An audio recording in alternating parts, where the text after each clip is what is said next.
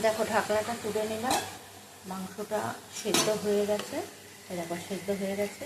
এবার আমি মাংসগুলোকে তুলে নিলাম।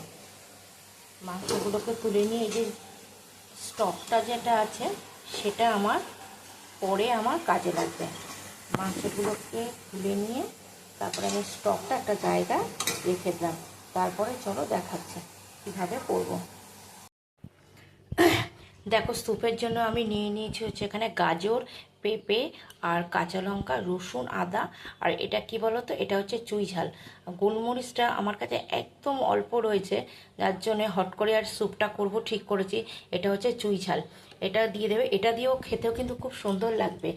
দেখো তারপরে কড়াইতে আমি একটু রিফাইন্ড অয়েল দিয়ে দিয়েছি। এবার আমি দিয়ে দেবো হচ্ছে রসুন কুচি দিয়ে দেবো। দেখো রসুন কুচি দিয়ে দিলাম। রসুন কুচিটা দিয়ে ভালো করে একটুখানি নাড়াচাড়া করে নেবো। ভালো করে নাড়াচাড়া করে তারপরে আমি দিয়ে দেবো হচ্ছে আদা বাটা। আদাটাকে আমি একটুখানি বেটে রেখেছিলাম, দিয়ে দেবো হচ্ছে তো আদা বাটা। ভালো করে একটুখানি নাড়াচাড়া করে তারপরে আমি দিয়ে দেবো হচ্ছে কিছুটা কাঁচা লঙ্কা। কাঁচা লঙ্কা আমি দিয়ে দেবো। দিয়ে আর একটু ভালো করে নাড়াচাড়া করে তারপরে আমি যে সবজিগুলো যে আমি কেটে রেখেছিলাম এই সবজিগুলো আমি দিয়ে দেবো। ভালো করে একটুখানি ভাজা ভাজা করে নেবো। দিয়ে দেবো হচ্ছে সামান্য একটু নুন। ভালো করে ভাজা ভাজা করে নেবো। দেখো ঢাকনাটা আমি তুলে নিলাম। সবজিগুলো একদম ভাজা ভাজা হয়ে গেছে। এরপর আমি দিয়ে দেবো যে চিকেনটা আমি সেদ্ধ করে রেখেছিলাম।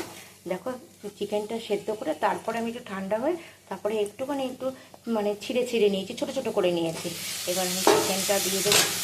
চিকেনটা দিয়ে ভালো করে একটু নাড়াচাড়া করে নিয়ে তারপরে আমি দিয়ে দেবো হচ্ছে চুই ঝালটা আমি একটু রেখেছিলাম, সেই চুই ঝালটা আমি দিয়ে দেবো। এটা কিন্তু খুব সুন্দর গোলমরিচের কাজ করবে তোমার। এটা খুব ঝাঁঝ হয়, খুব ভালো খেতে এটা, আর শরীরের পক্ষেও ভালো।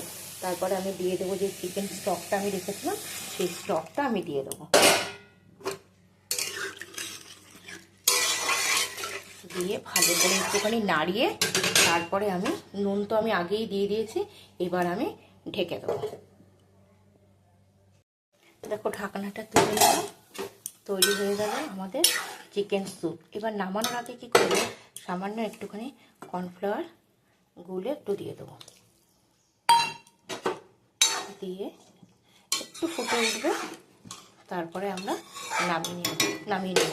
তৈরি হয়ে গেল আমাদের চিকেন স্যুপ। তোমাদের কেমন লাগলো তোমরা কিন্তু অবশ্যই কিন্তু কমেন্টে জানিও, একটা লাইক কমেন্ট শেয়ার করে দিও।